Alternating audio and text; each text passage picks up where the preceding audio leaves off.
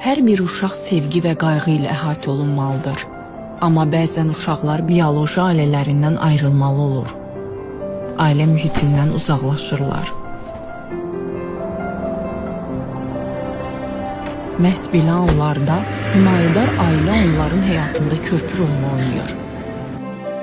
Alternativ qayğı növü olan himayədar ailə müxtəlif səbəblərdən valideyn himayəsindən məhrum olan, öz bioloji ailəsindən ayrılmış uşaqların ailə mühitində böyüməsi və inkişafı məqsədi daşıyır. Himayədar ailə.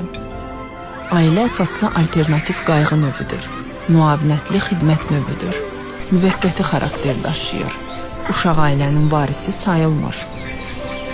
Himayədar ailə uşağı övladlığa götürmək deyil.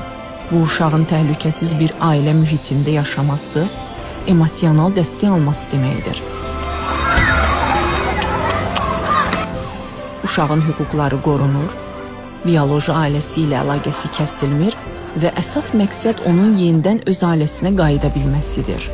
Əgər siz də bir uşağın həyatında yaxşılığa doğru dəyişiklik yaratmaq istəyirsinizsə, himayədar ailə qayğı modelinə qoşula bilərsiniz. Səmimi ailə mühiti uşağın bütün dünyasını dəyişə bilər.